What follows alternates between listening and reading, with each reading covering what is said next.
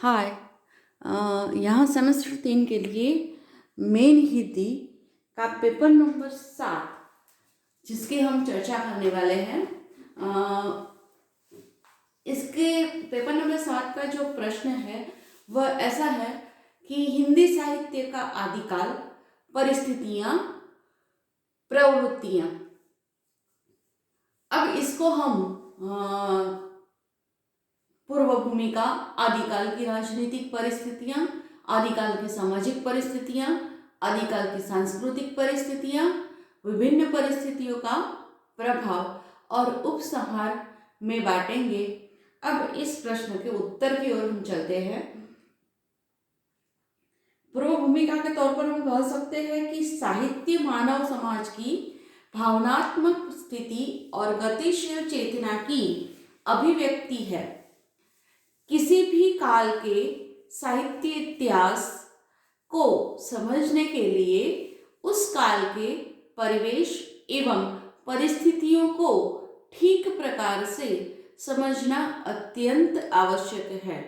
हिंदी साहित्य के इतिहास का आदिकाल अथवा वीरगाथा काल लगभग ईसा की 8वीं शताब्दी से आरंभ होता है।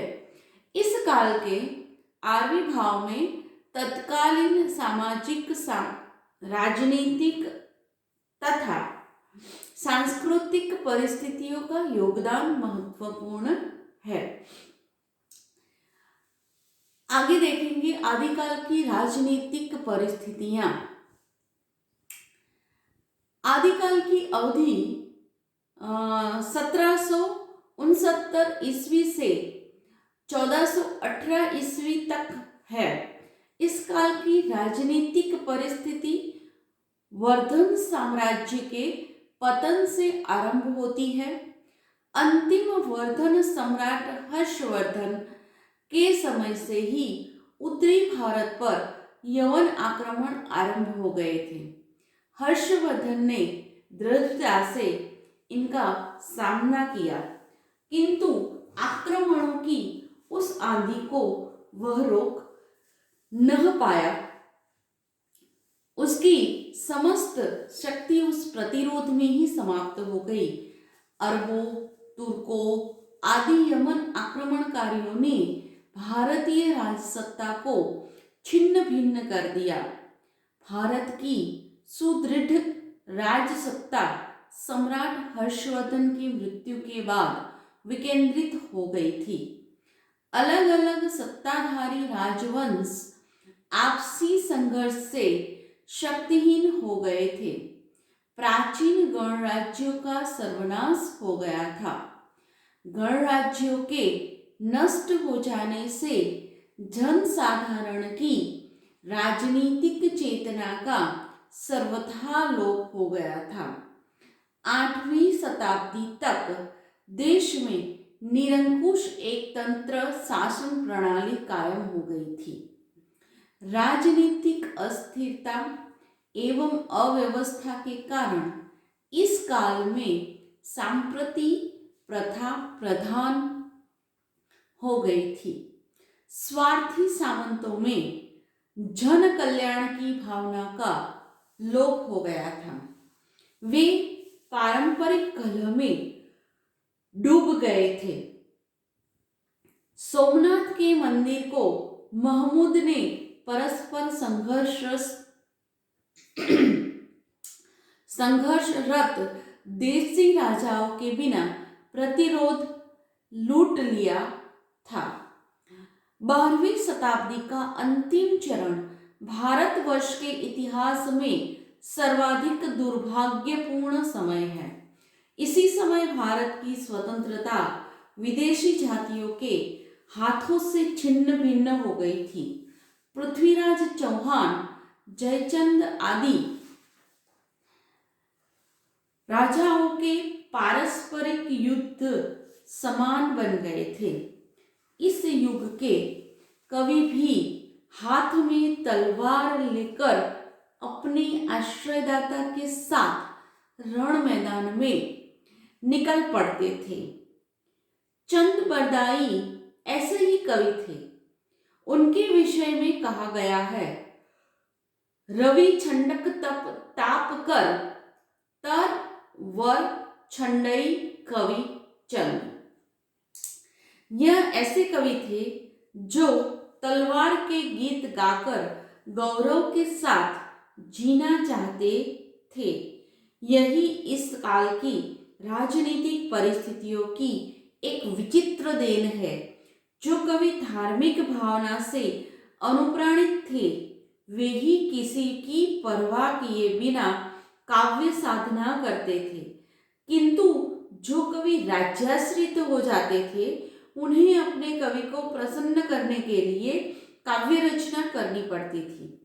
धर्म और राज्याश्रम के से मुक्त रहकर कविता करने वाले कवियों की प्रतिभा के विकास के लिए उचित वातावरण नहीं था।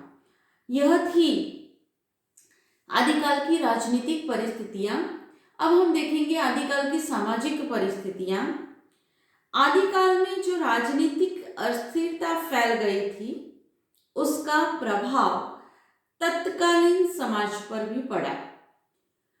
युद्ध की प्रवृत्ति इतनी बढ़ गई थी कि सुंदर कन्याओं का विवाह बिना रक्तपात के होता ही न था। उच्च वर्ग के लोग भोग लिप्त हो गए थे। निम्न वर्ग को कठोर परिश्रम करना पड़ता था। नारी भोग का साधन बन गई थी।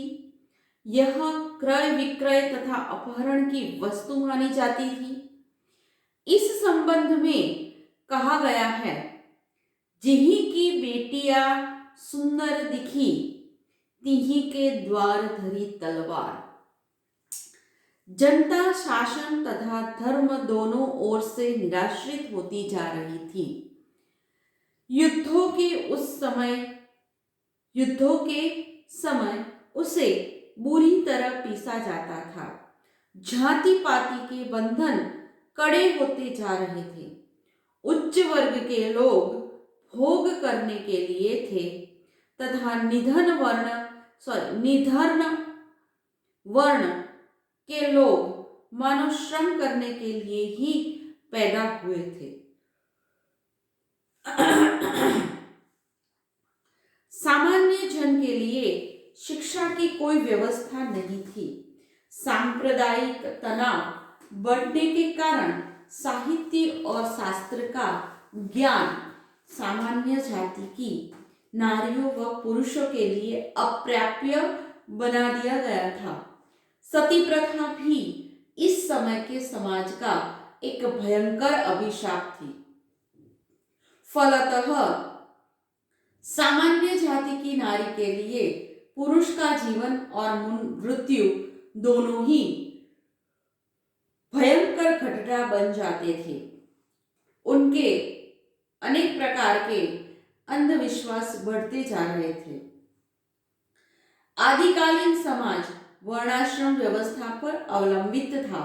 समाज में प्रत्येक वर्ण का कर्म निश्चित था, किंतु कर्माश्रित वर्ण व्यवस्था का आदर्श धीरे धीरे लोलुप्त होता जा रहा था। उनके स्थान पर समाज में जन्माश्रित वर्ण का महत्व बढ़ता जा रहा था। क्षत्रिय अपने शौर्य प्रदर्शन में तल्लीन थे। इस संबंध में कवि जलहण चंद्र की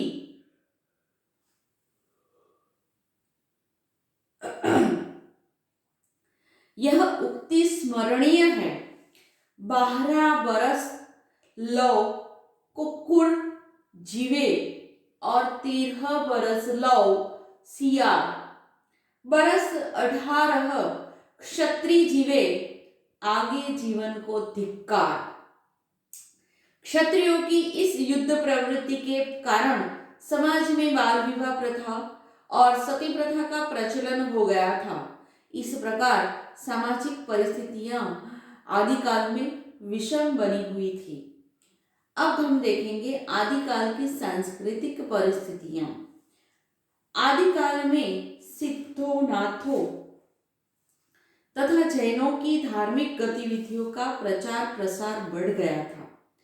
इसी प्रकार की गतिविधियों के कारण राहुल जी ने इस काल को सिद्ध सामंत काल कहा है। सिद्धों तथा नाथों के उपदेश वचनों से वर्णाश्रम के बंधन कुछ शिथिल हो गए थे।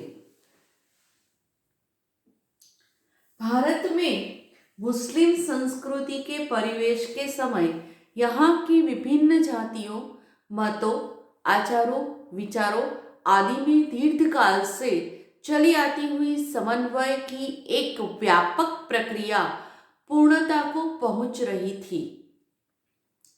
हर्षवर्धन के विशाल साम्राज्य ने हिंदू धर्म और संस्कृति को राष्ट्रव्यापी एकता का आधार दिया था। इस आधार पर छोटे छोटे भेदभाव अस्त हो गए थे तथा स्वाधीनता एवं देशभक्ति के भाव दृढ़ होने लगे थे।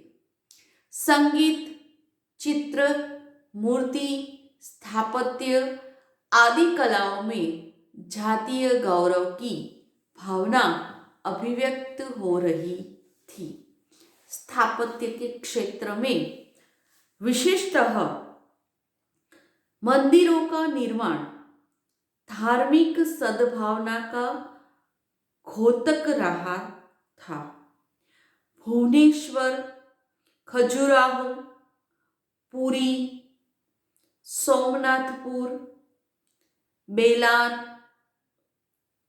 कांची, तंजौर आदि स्थानों पर अनेक भव्य मंदिर आदिकाल के आरंभ के समय ही बनाए गए थे। आबू का जैन मंदिर, जो भारतीय स्थापत्य का बेजोड़ नमूना है, 11वीं शताब्दी की महत्वपूर्ण देन भी है। अरब इतिहासकार अलब रूनी इसी समय भारत की यात्रा पर आए थे। वह भारत की कला और संस्कृति का उत्कर्ष देखकर बहुत प्रभावित हुए थे।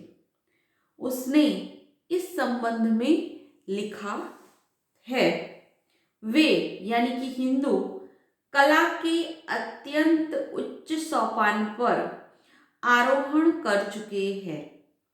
हमारे लोग यानी कि मुसलमान जब उन्हें यानी कि मंदिर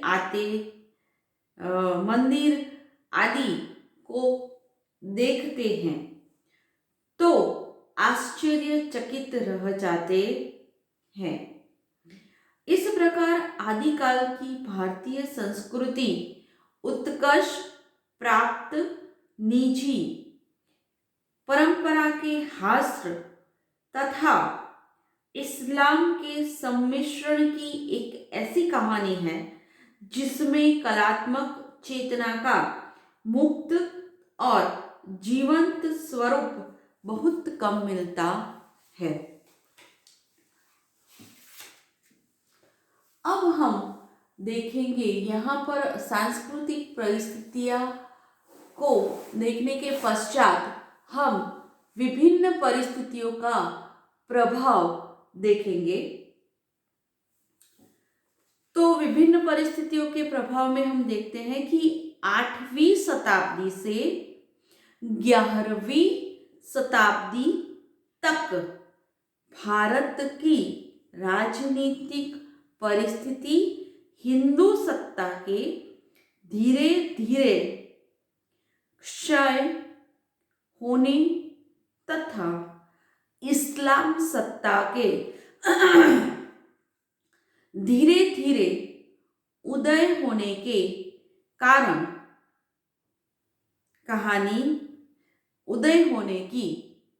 करुण कहानी है। इसी ने उस मनः स्थिति को जन्म दिया जिसमें कोई भी एक प्रवृत्ति साहित्य में प्रधान न हो सकी। समाज पर राजनीति और धर्म का ही सबसे अधिक प्रभाव पड़ता है। राज्याश्रय अथवा सांप्रदायिक महत्व के कारण जातियों में ऊंच नीच की भावना प्रबल होने लगी। भांति भांति के पूजा पाठ, तंत्र मंत्र, जप तप आदि का प्रचार प्रसार समाज में बढ़ गया था। दुर्भिक्ष, युद्ध और महामारियों के कारण समाज में अस्थिरता एवं अनास्था का वातावरण छा गया था। कला और संस्कृति के क्षेत्र में एक नई चेतना और उभर आई थी। अब उपसंहार के रूप में हम देखते हैं, हिंदी साहित्य के इतिहास का आदिकाल राजनीतिक, सामाजिक और सांस्कृतिक दृष्टि से अराजकता, अव्यवस्था और अस्थिरता का काल है। विभिन्न परिस्थितियों का प्रभाव इस युग के साहित्य पर स्पष्टतः दिखाई देता है। इस युग की तीनों साहित्यिक धाराएं अर्थात संस्कृत साहित्य धारा, प्राकृत साहित्य धारा और अपभ्रंश साहित्य धारा अपने परिवेश से प्रभावित है। यह तीनों धारा अपने परिवेश से प्रभावित है। यह प्रश्न यहाँ पूर्ण हुआ।